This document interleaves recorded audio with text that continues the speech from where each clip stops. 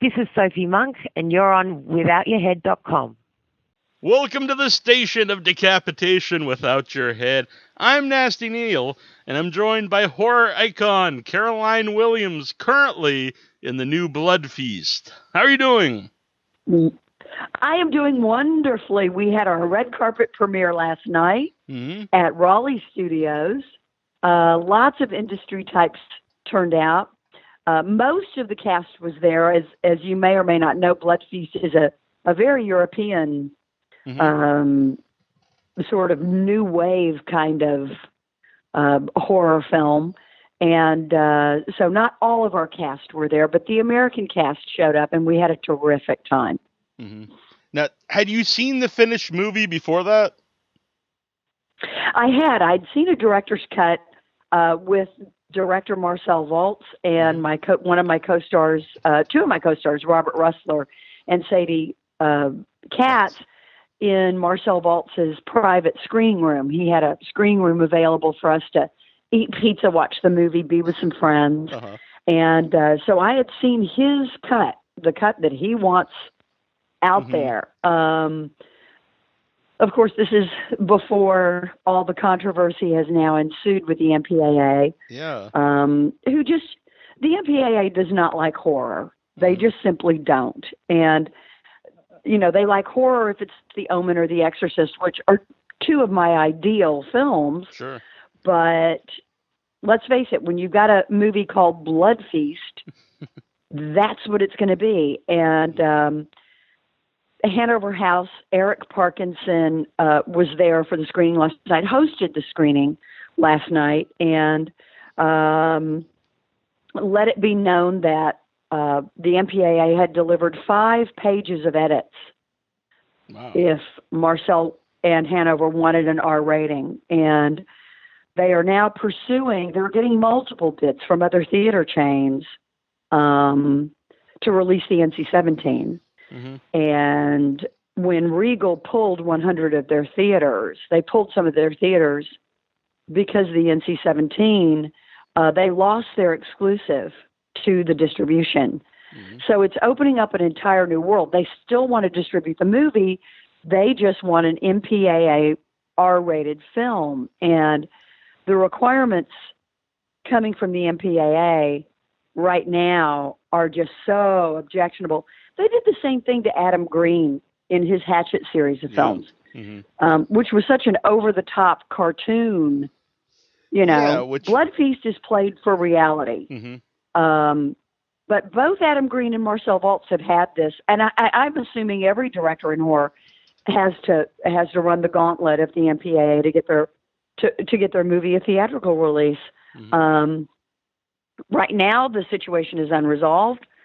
Eric Parkinson at Hanover House is available to talk to people about it. But as it stands right now, it's still a little bit unresolved. We're still waiting to see what's going to happen. They're shooting for a mid-August release, which puts us in a little bit more traffic for horror releases. That's when a lot of horror films start coming out. But, you know, we're still very enthusiastic for the film. And the reception last night for the film was truly exuberant. People really loved it. It's old style, 80s style horror with incredibly accurate and true to life special effects by Ryan and Megan Nicholson. So we're super excited about it. Yeah. So the one at the premiere, was that the director's cut, or was that the R-rated one? That was director's cut. So what was it like to see the movie with an audience? It's always completely different seeing it on a big screen, a theater-sized screen with an audience. It's always a different experience because you can hear the reactions in real time. And it can be either very rewarding or genuinely terrifying. And last night it was just a little bit of both. All of us were a little bit nervous. Like I said, it was an industry-heavy crowd. We had a lot of indie producers turn out, lots of management and agency types. Which was very encouraging. Frankly, by the time by the time the lights came up, we were feeling really chuffed about the movie. So, everybody was nervous, but it was such a rewarding experience ultimately. Mm-hmm. And you said it was like 5 pages of cuts that they want? That seems like an awful lot. 5 pages from the MPAA. Yeah. 5 pages. Mm-hmm. Which I assume would change and the I'm whole sure movie. there are other filmmakers who've had the same experience. Because there is, like, it's not like some movies where there's like 1 or 2, bloody scenes. It's pretty much throughout the whole film. It opens with a bang. Let me put it that way. There's a key moment in the film, where I totally understand that, they would want to cut that moment. It's a key moment. It's amazing. Mm-hmm. It's amazing, and it's profoundly disturbing. Lots of eyes covered up at that moment in the movie. Now, I saw because Marcel, I had Marcel on the show last year, and he sent me the work cut at the time. So I assume I don't know if it's exactly the same as the director's cut. If they change anything, but I assume, gore wise, it would be the same. Listen, I'm hopeful that you'll have a chance to talk with him. He has made so many re-edits for festivals, etc. He's pretty much cut the movie every possible way he can, and still keep some sense of storyline. It's got a lot of movement, but the thing that's wonderful about it, it's got a lot of characterization. It's got a lot of storyline. It's got the kind of feel to it that 80s movies have and had. There's just been a tidal wave of a resurgence of 80s gore storylines, characters, things like that. And that style, it's almost like a new wave. That style is coming back really, really big. And one of the things that was most rewarding about this movie is the special effects. There is such artistry about the creation of these special effects. They are so authentic.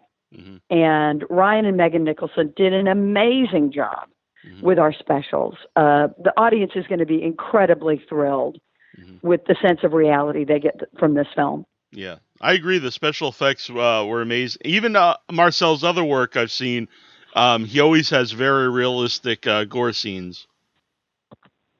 Oh, this is the top of the line. I agree. This is the top of the line. Very, very disturbing. Even for somebody who knew what was going on in real time, it was very, very disturbing. I have to ask, what do you guys eat in the various scenes where people are eating human meat? You will have to see. He tried to make it as palatable as possible for the actors. You just can't make it that way. You just can't. The flavor of it is disturbing. The texture of it is just a horror. I had a tough time with it. I had a tough time with it. Though that was the toughest part of the movie for me. Easily. Yeah. And it can't really be described. The substance cannot really be described because it doesn't resemble anything that you eat in real life or would ever want to eat in real life.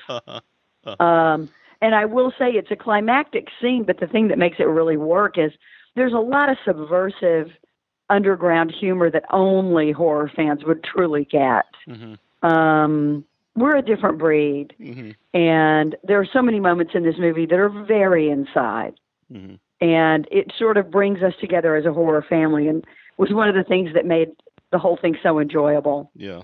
That's what I like that too, because it's I like some of the slapsticky horror comedies and stuff like that too. But this is a more serious horror movie where it's like you said, it's a dark humor that isn't necessarily over the top. And if you're just a regular moviegoer, you probably won't find it humorous. Exactly. You've got to have a taste for horror, and you've got to have a stomach for the time. And I can't say it enough. Ryan and Megan Nicholson created every moment that they created gore-wise is profoundly disturbing because the realism is unlike anything I've ever worked within. Mm-hmm. I mean, their technicals are sheer perfection. So, yeah, it's amazing. And how did you get involved in the movie to begin with? I had done a day on a movie that Marcel Walz had done for Uwe Boll out here in L.A. a few years ago, called Seed 2. Mm-hmm. And while the movie itself wasn't terribly successful, my collaboration with Marcel was established in that moment. He's a wonderful filmmaker. And if you give him the money and the time to make the movie that he wants to make, you will get a great movie out of him. Mm-hmm. And we had a terrific time. His creativity and mine really meshed.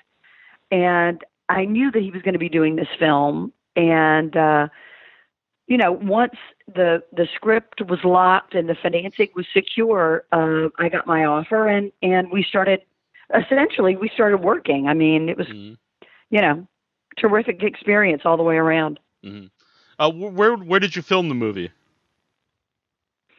This was a European production. We shot in Germany, 3 different cities in Germany, and then we had a day and a night in Paris. And that was probably one of my favorite moments in the film. My character takes a walk through Paris, ruminating on her circumstances. And, the City of Light is the City of Light, and it's profoundly beautiful. And it was wonderful. We had a wonderful cast and crew. Our camera crew especially they were impeccable.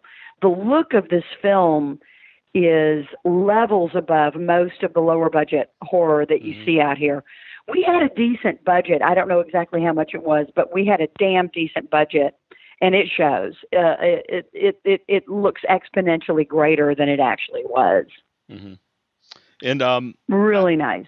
Yeah, I don't want to give really anything away from the movie, but this is really early on, and I thought in particular the scene you did a great job was it's the look on your face when you find out that your husband's off his medication, and I think it really sells the danger, and it kind of like hints at something bad had happened previously, and about that, not to this level. Of course, it really sells. Well, the thing is Marcel trusts his audience. He does not, contrary to the public opinion or the movie establishment opinion of horror moviegoers, we are not a dumbed down, low rent trailer park population. We understand the nuances of story. Marcel knew that with just a few shots and a few references, he could put that aspect of the storyline into play and make it a part of the story until the very end of the film. And it's one of the things that makes the movie so compelling. You've got strong characters. You've got strong scenes, storylines, plot. He's telling a great story. Story does not get lost in a sea of gore. He doesn't click from gag to gag to gag to gag. He's got a storyline.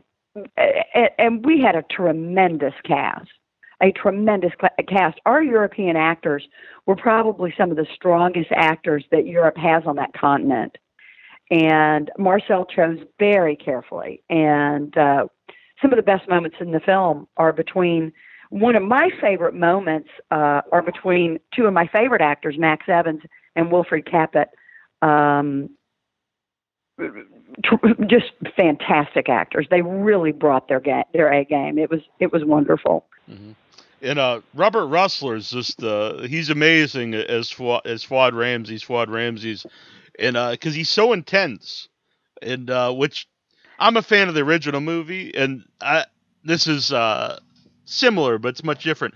But Fuad Ramses in the original movie, he's just over the top intense with his eyes and stuff, and Robert captures that, but in a more realistic way. And I just thought he was a great villain in the movie.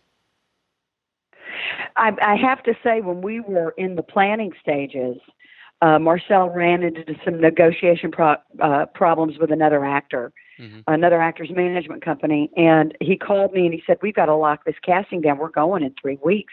Who do you know?" And I'd had such a tremendous experience with Robert in Tales of Halloween. He is so inventive. he is so, like you said, he's intense. He's got a little thermonuclear reactor inside his brain and his heart. And when he is in a role, he is in it. And also the way he looks like a guy who could be part Egyptian. Yeah. Those intense dark eyes and his coloring and the way when his emotions are roiled, his face turns red. I mean, he's in that moment. And I knew in that, I told Marcel, Robert Rusler, you got to get him. He's the guy. And Robert was on board immediately. And the next thing I knew, we were on the plane headed to Germany. So, and I love the experience of working with him. He knows the mechanics of film. He knows acting inside and out, and gave me so many wonderful inspirations and so many wonderful moments that might have gone by, that I might have skated past if he hadn't said, hey, hit that beat a little harder, or, walk this way. I mean, the guy knows what he's doing, and I trust him implicitly. I would show up for him any day, anytime, any project. It was funny because it was at Texas Frightmare, I think it was 2015.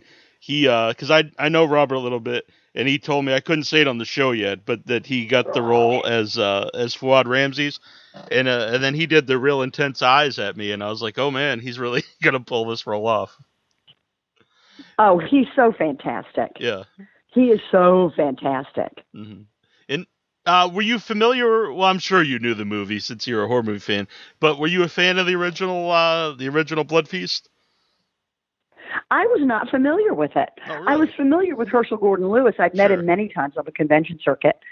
But, when you're in that environment, life is moving so fast in a convention arena. It's hard to find the time to explore anything, especially when you're selling your own products. And but when I was approached with the role, I did get a look at a part of the film. I'd never looked at the entire thing. And Marcel had befriended Herschell on the convention circuit in Europe.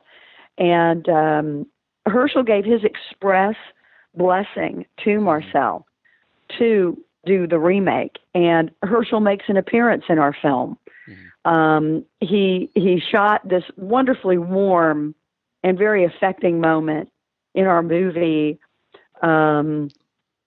which he sadly never got to see. Shortly afterwards, he turned 101 and then passed away. Yeah. But the movie is dedicated to him. So, he's definitely not forgotten. He's the godfather of the film, and his contribution does not go unobserved at all. He has an amazing voice on Herschell. Whenever you hear him, it's very comforting, I think. Oh, exactly. And in his appearance, he plays a professor, which is so perfect. And you'll see the moment in the film, and it's just delicious. It's really lovely. Now, you said you knew him from the conventions. Do you have any stories with Herschell Gordon Lewis?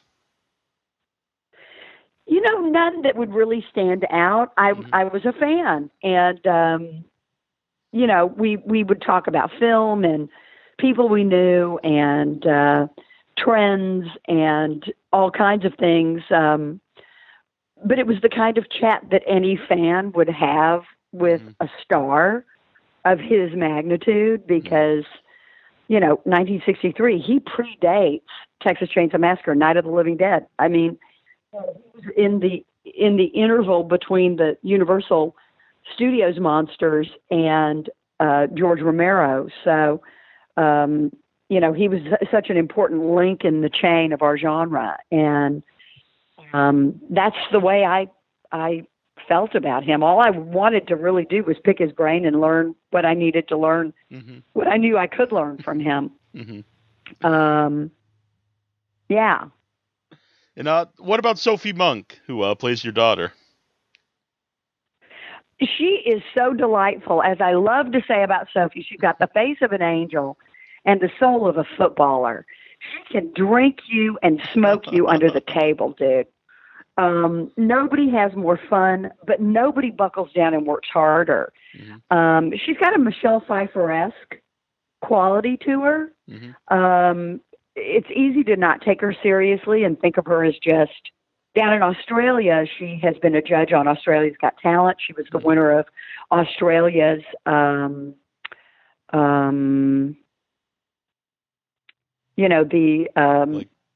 the television series where it's the reality show where people compete for a business thing. I can't remember the name of it. The Apprentice. Okay. Australia's Apprentice. All right. She won that. She is now Australia's Bachelorette. Oh, wow. She also has a daily radio show in Australia that's dedicated to cultural and movies and music and all kinds of stuff. She's a woman of many parts, but she's got an incredible depth of talent that people first got acquainted with in Hills Run Red, directed by Dave Parker, who is one of the very, very best in our genre. And that was a link that we shared because Dave is one of my favorite directors, directed me in Tales of Halloween with Robert in Sweet Tooth in that anthology. So we already shared a common bond through our love of Dave Parker. And she's an interesting woman, really interesting. Because when you said all that she has all these different TV shows and won all these things, she wouldn't have to be in horror movies. So I think she must really like being in them to also do the horror movies. Well, Hills Run Red established her as a true talent within our genre because that is a movie with a lot of twists and turns. It's got a lot of noir characteristics to it. It's got a down twist at the end that you just don't see coming. But that's the way Dave Parker writes. That's the way he creates. And he and Robert Meyer Burnett did an incredible job on that film. It's still, Babyface is still, or Dollface is still an incredible character in a wonderful Halloween mask. The horror audiences, I think, have been waiting to see her again. I think they've been wanting to see her again. It's been a while. Yeah. And she really brings it to her role. It was a wonderful experience. And a cheap plug for the website. When that movie came out, we had her on the show. And speaking of, she was a great interview. Speaking of masks, what did you think of Robert's masks that he wears in the movie? Look, worms and maggots is a no for me. So I just didn't go there, and I don't want to give any spoilers, but there you are. This will be a Halloween mask. This will be a Halloween mask. Yes. Were they real maggots? Do you know? I didn't get close enough to look. I think I probably there are just certain things. There are certain places I'm not going to go. We shot in a location that I am not going to tell you about right now because I want Marcel to talk about that. All right. We shot in a location. Oh man, we shot in a location, and that's all I'm going to say. The blood feast takes place in a location that I have never ventured into and never will again. And that's all I'm going to say. All right. That's all I'm going to say. I'm very interested, very intrigued. I know Marcel had shot something there before, and I'm not going to tell you that either. No, I know Sadie Katz, most of her scenes are with Robert, but did you get to know her at all? And what was it like working with her? I adore Sadie Katz, and I hope you interview her. The girl greets the world with an open heart. We became such good friends, and today are such incredibly close friends. She's daring. She's surprising. She's alarming. She's a writer and a documentarian. She's got a new documentary coming out soon called The Bill Murray Experience. Oh, that's right. It's forever away from horror, but it is so heartfelt and so beautiful and so funny and so warm. It's going to be a must-see. I have a wonderful bond with Sadie, and last night was just one of those moments where we got to really enjoy ourselves and really have a good time. We see one another often. We talk often. We've become very close over time. If Sophie lived here, Sophie would be with us all the time. Mm-hmm. It's just one of those. It's just one of those things that happens. You become a little family on a movie set, and then the family breaks up and you go on to the next family. But sometimes you keep people, and she's one of the keepers. Very cool. And I know we talked about the MPAA cutting the movie. Were you surprised that they wanted so many cuts? Yes, I really was. And for the very reason that Eric Parkinson of Hanover House gave in his chat to us last night before we rolled the film. He said there are movies that have gotten away with far worse than we're trying to get away with, mm-hmm. who've had far fewer edits. But they're Blumhouse, they're Lionsgate, they're I guess they're bigger distribution companies. I don't know. 5 pages is just too much to ask. It's just too much to ask. And the fact that they're at our backs, the fact that they've got us is so fortifying, and it says so much about them. And yeah, I the way this is going to work out is going to be to the fans' satisfaction. We will be able to bring to the marketplace the movie the fans want to see, and they will come see it. And that's what I'm looking forward to. And it won't be long. Mm-hmm.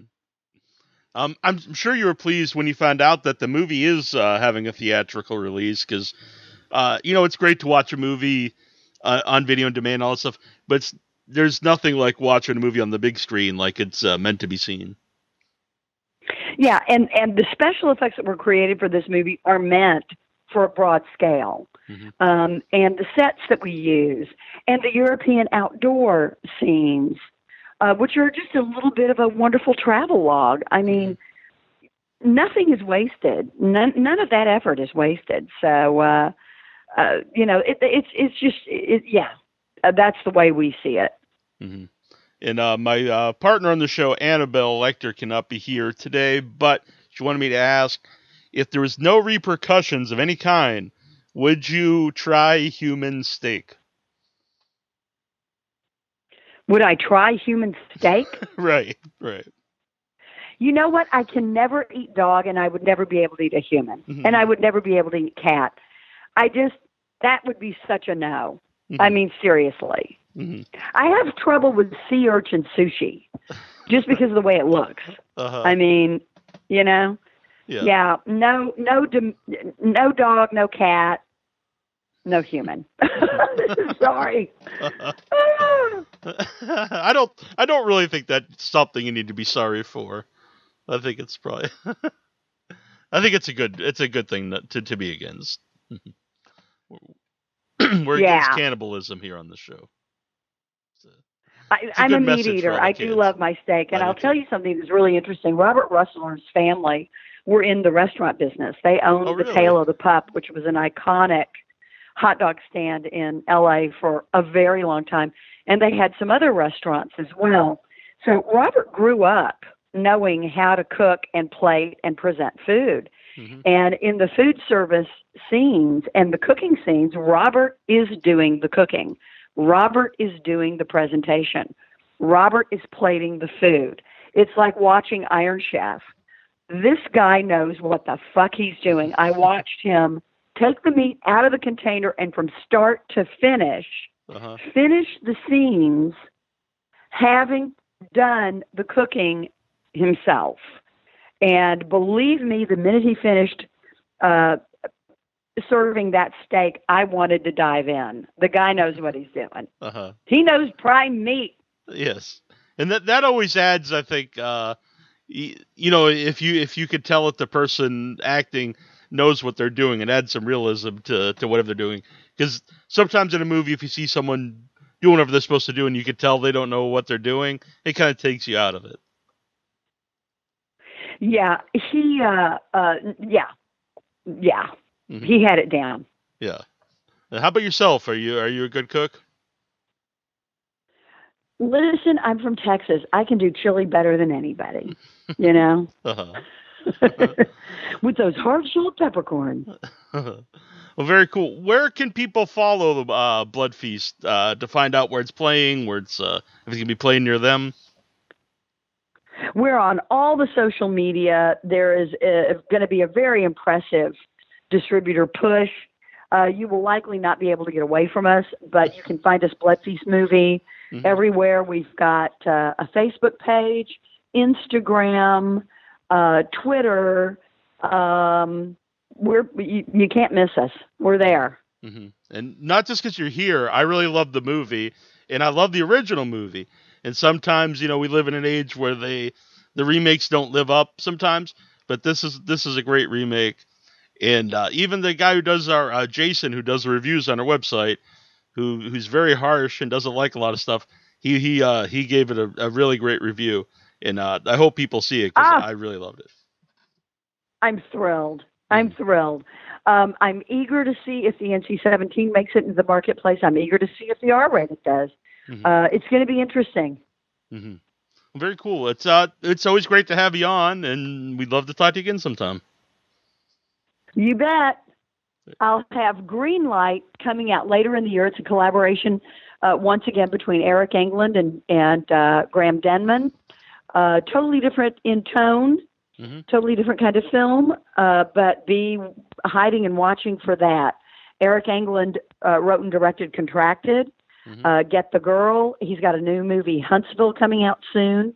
And Greenlight was written and produced by Eric and directed by Graham Denman.